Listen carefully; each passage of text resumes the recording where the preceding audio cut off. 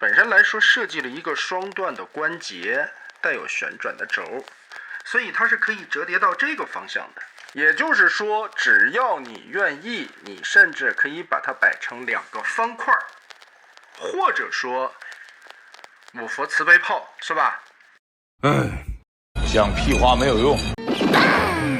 来吧，新玩具，今天我们来玩亿万天开出品的这款多拉古斯，盒子的外包装也是非常巨大，并且实物的照片以及烫金的文字，挺漂亮的一个盒子设计。但大家也都知道，这玩意儿是古斯塔夫列车炮了。纸品方面，一份全彩印刷的说明书，变形指示还是非常详细的，并且说明书的封面展开以后是一张巨大的海报，二次元的效果画出来真的很漂亮啊！哎。这儿画了个啥？感觉像法王快乐器似的。特点会带一个二次元娘化的立牌。哎呀，这个东西它缠人，你设定概念都有了，对吧？咱啥时候把这妹子掏出来啊？整体的身形来说，也是我非常喜欢的那种身材啊。再加上之前冥河的那个妹子，其实这个系列做出来这种人偶也挺好看的。亿万天开式的对折地台匣子，打开里边是支撑臂的部分，左右对插起来，可以在人形下进行展示。上边的一些轨道也是可以卸掉的。从中间劈开1分2，这里的连接关节是 C 型扣咬合，但是这个扣子还特别的假，拔的时候得费点力气。然后我们就通过反向的燕尾锁把它结合起来，最后变成列车炮的一个展示地台。好长呀，上面的轨道枕木的刻画。来看玩具的实物，哇，这回超大的呀！身高方面其实和之前的冥河是差不多的。背包的造型也可以由个人的喜好来进行调整啊，这样摆出来一个铁十字的样子，其实挺好看的。你也可以把它斜过来，变成 X 造型，这样可能身高方面会省一点地方。另外一点就是这个背包其实是可以变形的，在变形的过程中，你需要把中间这块带涂装的地方打开旋转180度，隐藏收纳的。如何去调整背后的这个造型，看个人的喜好吧。并且根部这里啊，本身来说设计了一个双段的关节，带有旋转的轴，所以它是可以折叠到这个方向的。也就是说，只要你愿意，你甚至可以把它摆成2个方块。或者说五佛慈悲炮，是吧？不要想多了，这个是佛家的万字。据说这个万字好像还是武则天给证明的。我还说呢，峰会上边那个法王快乐器是什么玩意儿啊？其实画的是脚后跟上面的这一块造型零件。看错了，看错了。但是我心里还有数。来看细节。头上这一块是可以插一个特效键的，火焰的那种喷出来的效果，我们也可以把它摘掉。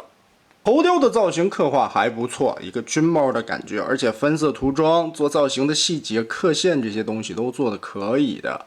口罩通过两边的插扣可以拔下来，而里边是一张骷髅脸，哎，挺帅的样子啊，牙齿都有刻画出来，嘴巴也可以打开，哇！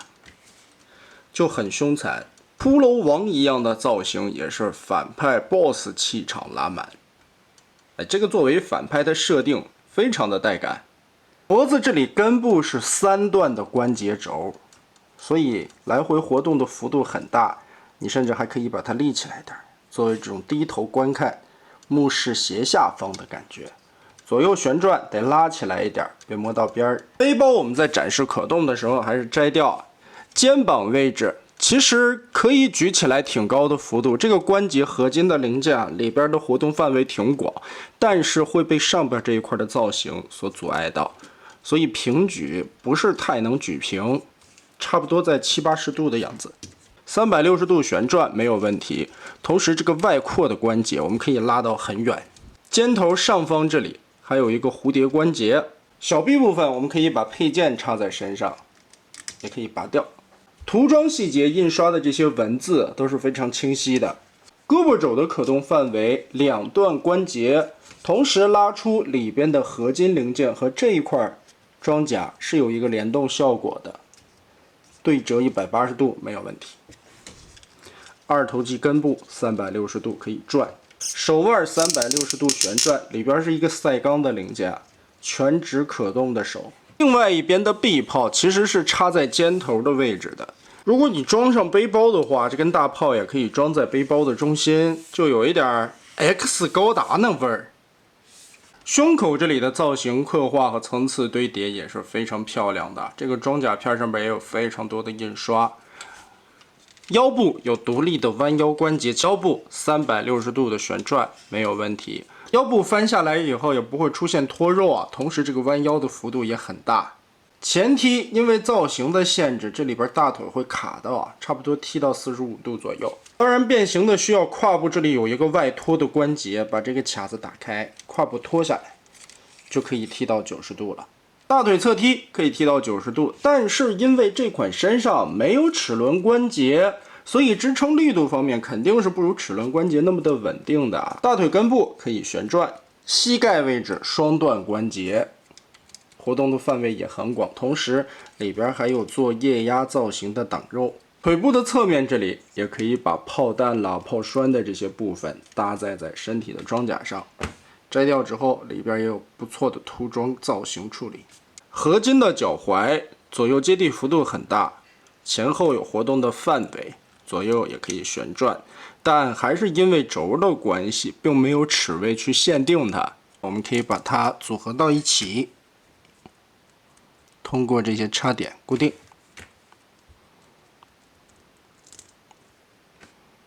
然后滑槽插进上方这个销子里边，往前折，摆成这个样子。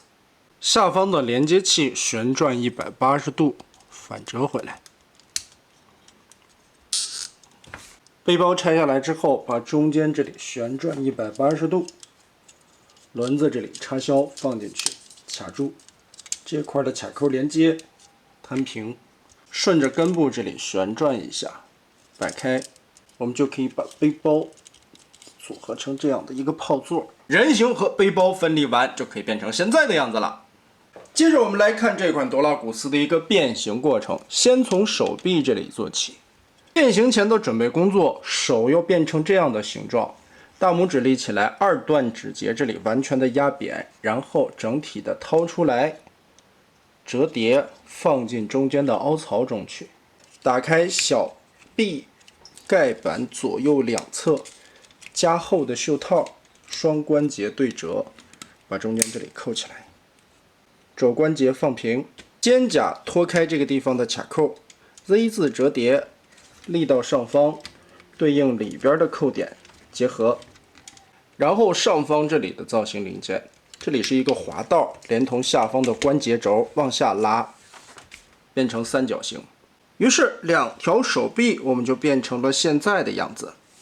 胸口位置注意，左右这里肩头上有两个插合的扣子，滑松，整体的拉开。通过这里的双段关节把它卸松掉。打开之后，胸甲这一块就解锁开了，左右这里的两个扣点拨起来，脖子通过里边的多段关节往后搓，放一个档，接着把这块胸甲翻上来盖到头顶上方去。翻到背面来看，腰部有一个滑道，往后推一节，背包这里卸开里边的插扣。打开之后，双关节拉下来，这个根部有非常多的旋转轴，注意调整这里边的关节走向，让这4个锁眼扣住这里的4个棍子就好。肩后边这里双关节翻开一个小零件，同时往后拉这一块肩膀。上半个身体我们先变成这样的准备工作，然后我们来看这条腿部的变形，主要就是包出来的一个造型的零件往回归的一个状态。脚面上双关节把这块零件压平，轴还是挺紧的。脚后跟立起来，腿肚子的造型零件装进去，然后旋转180度脚踝，注意对准中间的这个合金零件。脚尖儿立起来，把这个凹槽装进去，回收，填成这个样子。腿肚子这两片翻下来，后边这里卡孔结合，插住，腿部的造型堆起来变成方形。这块盖下来和脚踝上的插扣结合，然后在后面的这块板打开卡扣的同时进行旋转，让过这个桩子的部位，拧到上方来。桩子稍微撇一点，同时这里边的卡扣，再打开腿肚子后盖的部位，膝盖这里的滑槽，双关节拉出来换一个档位，缩短它，再盖回去，这个棍子立好。大腿上边的这个装甲片包的其实挺麻烦的啊，先把后裙甲这里解锁开，后边的插扣打松，前边的插扣这里也打松，立起来，然后整体的拖出，注意根部这里是有一个滑槽的，往后推。接着我们把里边的这根芯儿延展开，通过这两片夹合在一起，然后上方的这个大腿装甲旋转180度，接着通过这两个轴的转动调整一下，让这两个扣子钉在一起。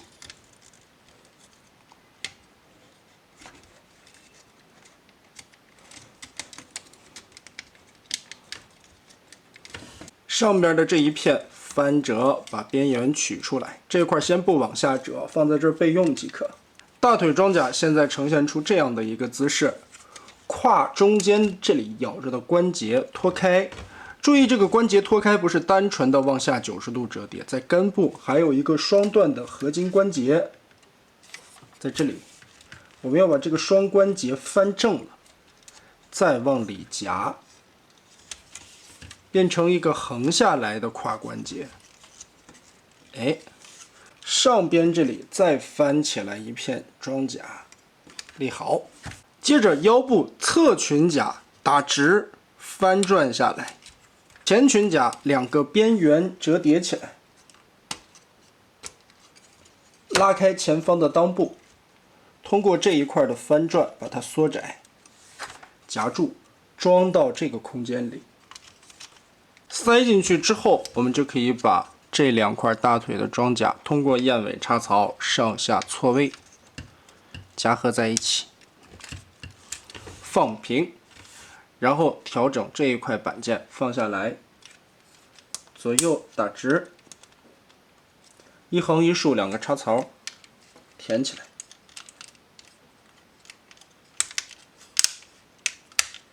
胸甲这里刚才我们提起来的这片零件，打开里边的插扣，从里边往出翻这一片和另外一片，前方的这一块往起翘一点边儿，然后双关节折过来，再把这一片锁上去，夹合，拐过来90度，后边这里的挂钩搭上，这里的双关节提起来，卡住。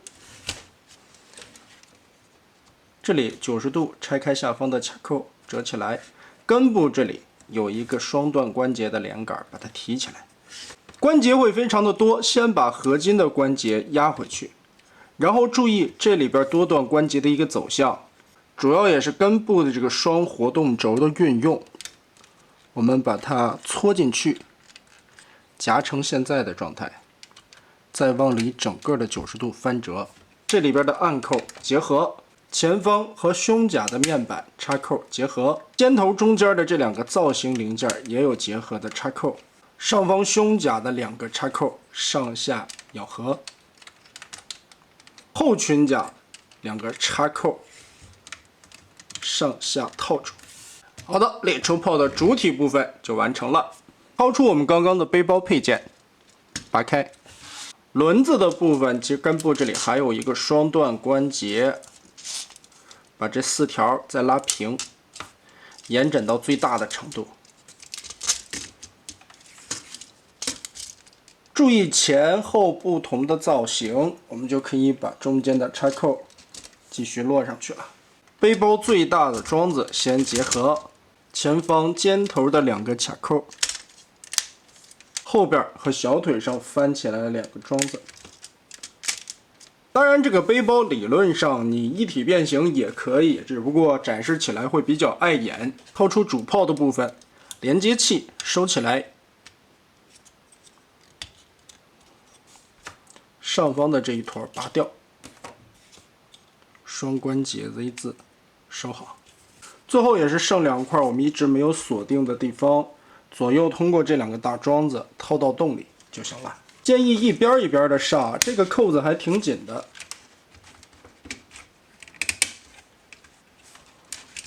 调正之后，同时往下锁定，就可以把炮管的整体拉起来。剩下我们摘下来的小配件，就可以安放在后边了。当然，上边的这发炮弹也可以卸下来。掏出特效键，把炮弹插上去。哇，这个发射效果可不是 SS86 通天晓那种软趴趴的特效键能比拟的。超长的尺寸，虽然特效键也是软胶制作的，但是坚硬度可以啊，直挺挺的，烟雾的效果做的也很棒。最后就可以把列车炮放在你的轨道地台上进行展示了。哇，这个效果是真的不错呀，尺寸也非常的夸张。列车炮的车长在40公分左右，如果说算上炮管的长度，差不多在50公分，再加上烟雾特效键和发射出去的炮弹，将近60公分左右的一个长度，尺寸是相当霸气的。炮管上下也可以抬动，根部的轴这么长的一根炮管，支撑起来的力度竟然是没有问题的。我们再来看一些近景展示，车头下方的轮子、铭文、刻字，哇，身上的这种装甲感觉，细节真的拉得很满。炮管的处理效果以及炮座的部分，车身的细节效果以及装甲上边很多的层次刻画，细节也很丰富。哇，这根超长的大口径炮管子，直挺挺的。烟雾的特效以及发射出来的弹道效果，哇！尾部驮着的这些上膛部件，虽然说只是简单的放上去啊，但是这些小细节的刻画和配件的互动方式，也足见这些东西设计的用心。总结一下吧，一丸天开本次推出的多拉古斯这一套玩下来的感受，其实让人觉得非常带劲啊！巨大的尺寸变成的列车炮，在细节方面刻画的也是相当的不错的，而且超长的炮管加上这个特效键的演出效果相当的带感。变形难度其实不高啊，它只是一个在整体形态下的拆装甲包壳，用方形的零件变出来一些人形的装甲曲线效果，但在人形的刻画上边，我觉得做的也是不错的。身为一个反派的角色，能把当时符合二战题材的一些元素刻画出来，我觉得这一点就做到位了，包括那个大盖帽了，还有骷髅头的一些演出效果。配色方面，这个偏蓝一点的灰，其实也是非常符合二战当时的那种画风。再加上这个鸡贼的设计师总会在玩具身上埋下一些小彩蛋，等着玩家自行去挖掘啊。比如说当时冥河的3炮塔双炮收纳的方式，还有这一款背包上边的一个大我佛慈悲炮的一个展开状态，尤为明显。用料材质秉承着一丸天开的那个做工水准相当不错，开模的精度很高，缝隙对的特别齐，卡扣的松紧度我觉得这回也比之前的舰船要舒服很多。关键的位置上边也使用了合金零件来支撑关节的一个强度，但唯一可惜身上并没有任何的齿轮关节来支撑定位的效果，我想是这款身上最大的遗憾了。如果说在脚踝或者胯部这些足以支撑身体强度重量的地方使用上金属的棘轮关节，那这一款将会是一个更加棒的作品了。好在它有一个地台嘛，在人形的状态下也可以起到支撑。超巨大的尺寸，无论是你摆人形还是它的伪装形态，都是一种非常不错的陈列感。总的来说，各方面相当高级的一款素质，甚至给我的感觉，同价位的情况下，这一款多拉古斯会比上一款冥河在我心目中的地位更高。哇，这款真的实在太棒了。那么得嘞，今天的一玩天开多拉古斯咱们就玩到这儿吧。